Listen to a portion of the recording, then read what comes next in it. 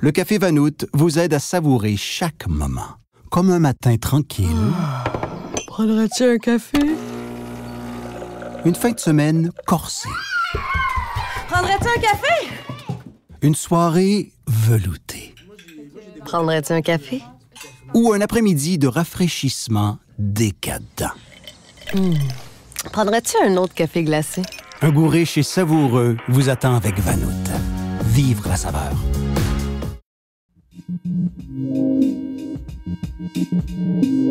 Nous sommes le jeudi 8 mai. Voici à la une.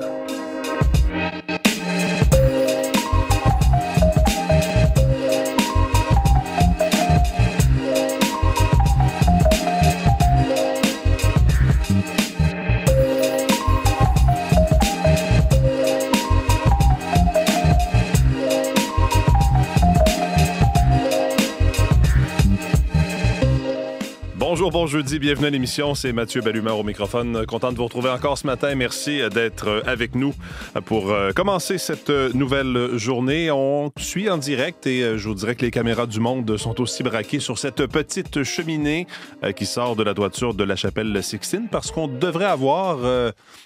au cours des peut-être prochaines minutes, la prochaine heure, un nouveau signe, possiblement du Vatican, sur deux nouveaux votes qui doivent avoir lieu ce matin.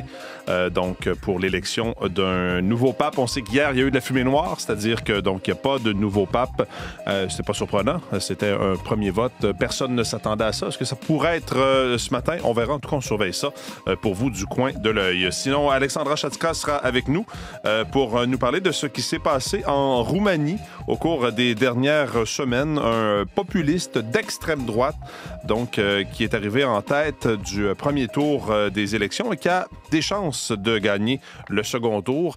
Je vous dis, Alexandra, vous savez qu'elle est en Italie. Elle surveille, elle aussi, du coin de l'œil, justement, ce qui se passe au Vatican. Sinon, mon collègue Vincent Maisonneuve est avec moi en studio. Bonjour, Vincent. Bonjour, Mathieu. On va se parler ensemble de ce nouveau bras de fer. C'est pas la première fois entre les médecins et le gouvernement du Québec. Il y a un projet de loi qui sera déposé, d'ailleurs, aujourd'hui même. Oui, le projet de loi pour forcer les médecins, pour changer un peu la rémunération des médecins, faire en sorte que la performance soit calculée dans la rémunération. Les médecins qui ne sont pas contents, la Fédération des médecins spécialistes qui qualifie tout ça de loi spéciale, les médecins de famille qui disent écoutez, là, c'est une façon déguisée de vouloir contourner l'arbitrage. Le gouvernement aurait perdu la face en arbitrage, donc on cherche à contourner tout ça.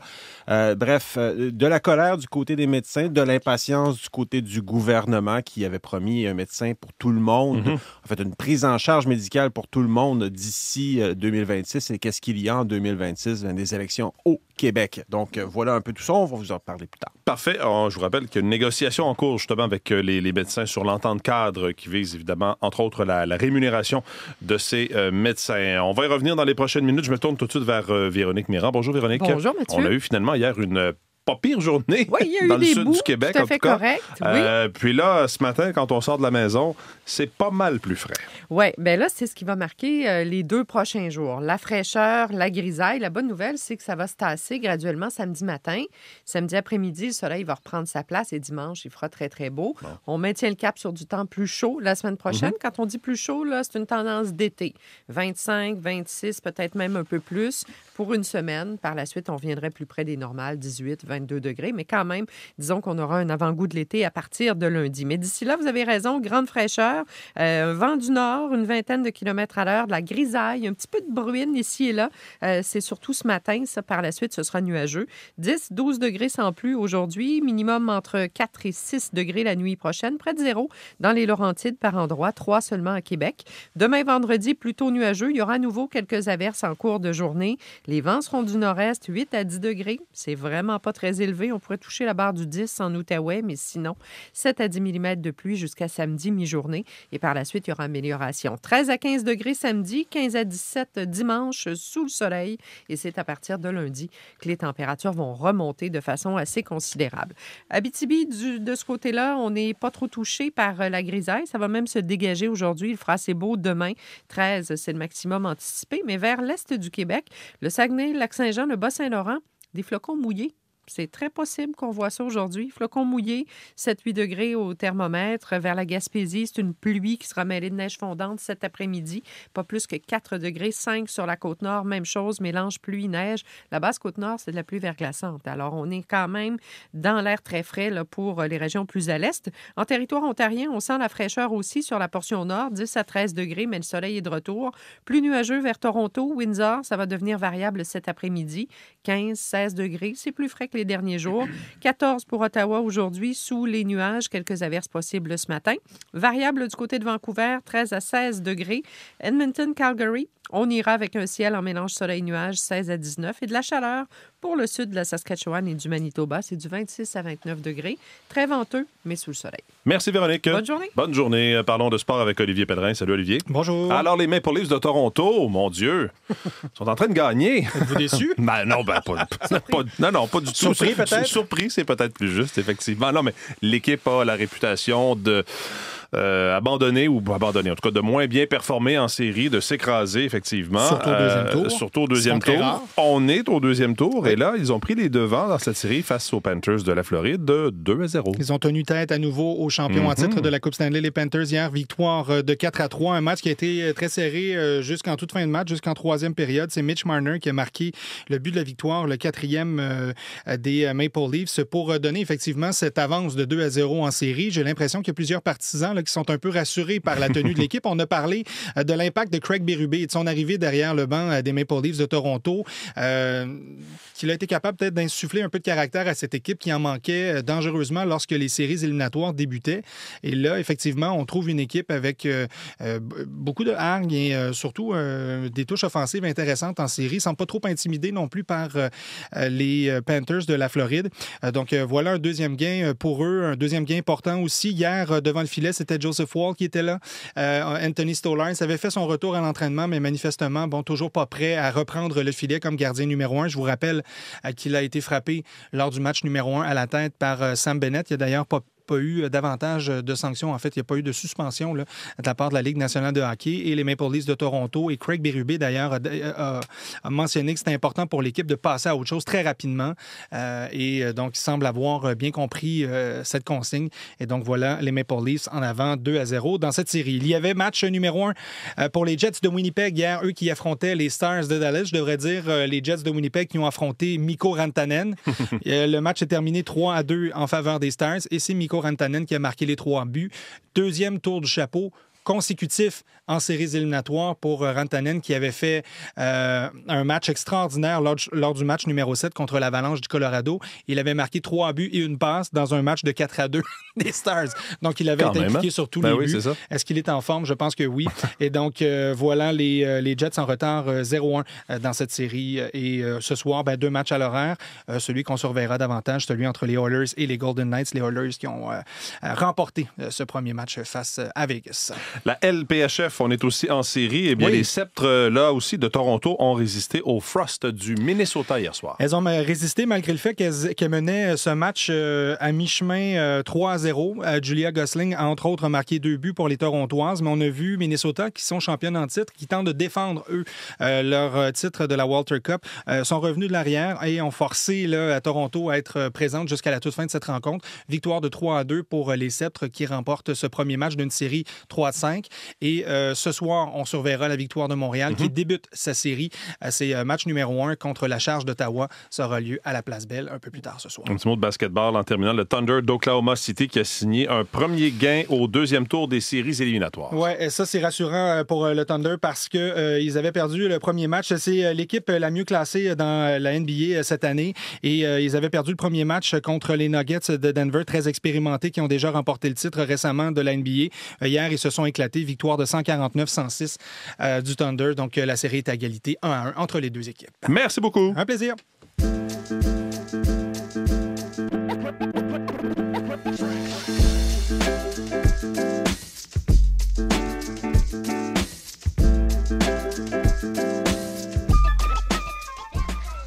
Alors, un autre bras de fer qui se prépare entre Québec et les médecins. Le premier ministre François Legault a d'ailleurs surpris un peu tout le monde en annonçant le dépôt d'un projet de loi. Ça va se faire aujourd'hui, qui vise à pousser ou à améliorer la prise en charge des patients et à revoir leur mode de rémunération. Le premier ministre a même dit que ça va brasser. On va l'écouter. C'est certain que ça va brasser. C'est quelque chose qu'on discute depuis plusieurs années.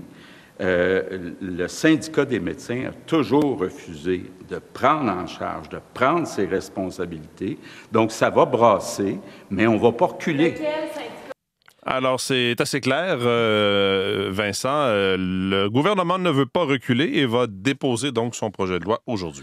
Oui, parce que les négociations s'étirent et clairement, le premier ministre perd patience. Et je vous dirais que si le gouvernement perd patience, la grogne monte chez les médecins aussi. Pour les spécialistes, l'intention du gouvernement, c'est d'imposer une loi spéciale et d'imposer des conditions de pratique. Pour les omnipraticiens, le ministre de la Santé préfère déposer un projet de loi pour éviter tout risque de perdre la face en arbitrage. Et sur les groupes de discussion où les médecins échangent entre eux, la colère à l'égard de l'attitude du gouvernement saute aux yeux. Là, plusieurs médecins écrivent qu'ils se sentent insultés, rappellent que le problème, c'est d'abord et avant tout un manque de médecins, un manque de personnel, des médecins qui en ont assez de se faire dire qu'ils gagnent de gros salaires et qu'ils ne travaillent pas assez. Ils rappellent qu'ils sont payés à l'acte. Donc, pour faire de l'argent, ils doivent en poser des actes médicaux, en suivre des patients, donc travailler beaucoup. Mais le message du premier ministre François Legault reste qu'il y a une portion de médecins qui n'en font pas assez, qui ne font pas leur part. Ce qui est important de dire, là, il y a une majorité, là, peut-être le 2/3 des médecins, qui prennent en charge des Québécois. Mais il y a le tiers là, qui doivent en faire plus. Puis les Québécois, ils ont le droit d'être pris en charge et c'est non négociable. Puis je ne vais pas reculer, contrairement aux autres gouvernements qui ont toujours reculé. La Fédération des médecins omnipraticiens conteste cette idée que le tiers des médecins n'en fait pas assez. La FMOQ a d'ailleurs demandé au gouvernement de fournir plus de données là, pour savoir c'est qui ça, ces médecins-là. Est-ce qu'on parle de médecins semi-retraités, par exemple, qui continuent à suivre des patients, mais qui n'en prennent plus, là, qui ont ralenti en raison de leur âge? Bref, qui sont ces médecins qui se tournent les pouces? C'est ce qu'aimerait bien savoir la Fédération. Là. Et le gouvernement persiste en affirmant que les médecins doivent en faire plus. Québec souhaite que 25 % du salaire soit lié à la performance. Là aussi, beaucoup de questions. Il faudra voir ce projet de loi. Ce qui est compris, c'est que 25 % du salaire des médecins va dépendre de la performance collective de tous les médecins. Si l'ensemble des médecins ne rencontrent pas les exigences du gouvernement, est-ce que c'est l'ensemble des médecins qui va avoir une baisse de salaire? Est-ce que cette technique du bâton, de la ligne dure, va pousser des médecins semi-retraités à prendre des retraites complètes, donc exacerber la pénurie de personnel? Là, c'est le genre de questions qui se posent. Là. Sur certaines, les négociations, on sait, s'étirent. Et pour le moment, pour le gouvernement, en fait, il y a un compte à rebours en vue des prochaines élections qui est commencé. C'est l'automne 2026. Hein, ça semble encore loin, mais ça arrive assez vite. Et le gouvernement a promis d'améliorer l'accès aux soins de santé pour la population. Au départ, c'était un médecin pour tous les Québécois. Maintenant, on parle beaucoup plus de la promesse d'une prise en charge par une équipe médicale. Bref, le cabinet du ministre de la Santé, Christian Dubé, a convoqué les journalistes à une séance d'information technique et puis une conférence de presse qui se tiendront ce matin à l'Assemblée nationale. On va en savoir plus. Et on en reparlera certainement plus tard aujourd'hui. Tout Merci Vincent. Au revoir.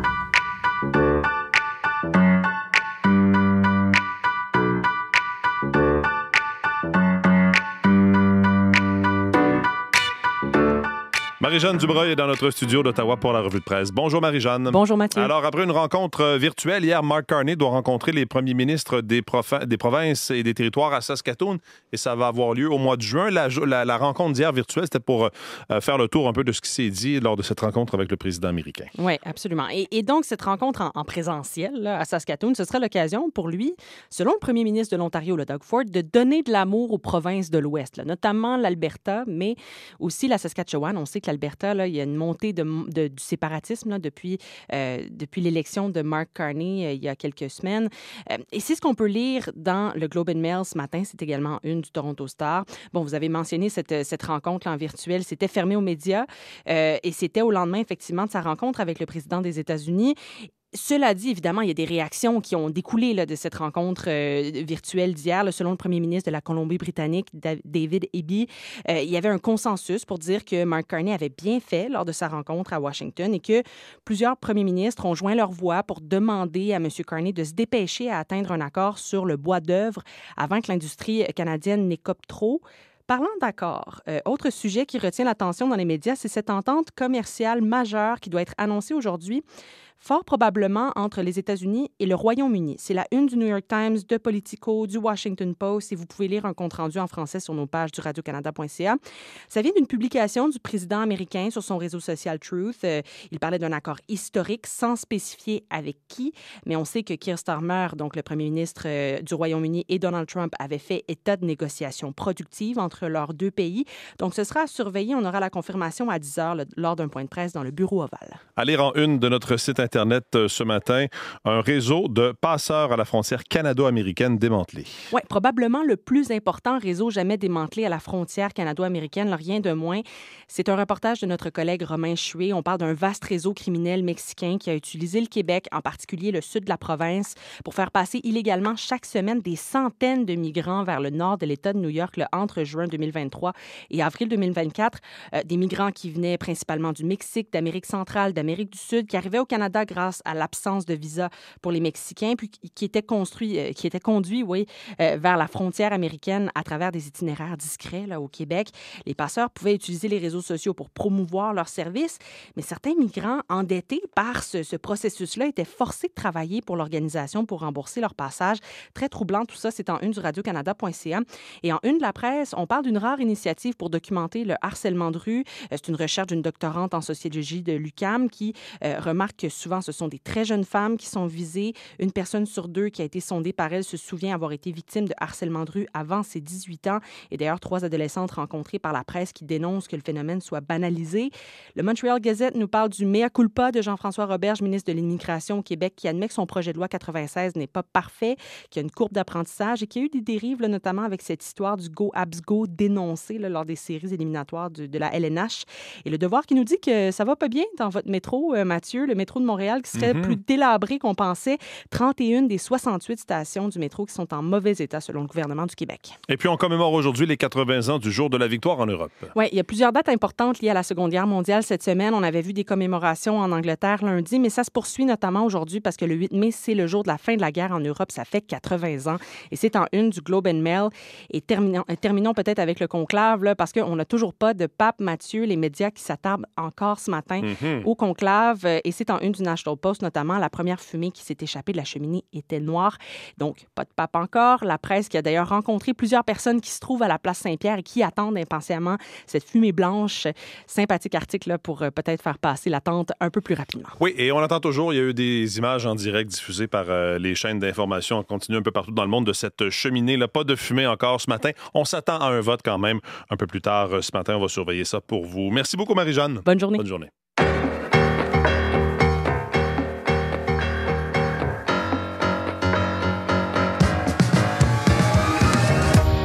On vous en parlait en novembre dernier, le premier tour de l'élection présidentielle en Roumanie avait vu un candidat arriver en tête, quasiment inconnu, un populiste d'extrême droite. Il avait lancé une vaste campagne sur TikTok et puis finalement, il est arrivé en tête. Tout le monde était un peu surpris. Finalement, ça a été contesté parce qu'il y avait des soupçons de manipulation par Moscou. Ben voilà que dimanche dernier, la Roumanie a connu son jour de la marmotte, parce qu'il y a un autre candidat d'extrême droite populiste, George Simion, qui est arrivé en tête cette fois avec de bonnes chances de gagner le second tour qui aura lieu un peu plus tard ce mois-ci, dans une dizaine de jours, dans 10 jours, le 18 mai. Alexandra Chatzka est avec nous. Bonjour, Alexandra. Bonjour, Mathieu. Alors, qui est-il, ce personnage qui fait une espèce de pied de nez, ou en tout cas, les Roumains semblent faire un pied de nez à leur cour constitutionnelle, qui avait donc rejeté les premiers résultats à la suite de cette campagne et de ses soupçons de manipulation par Moscou?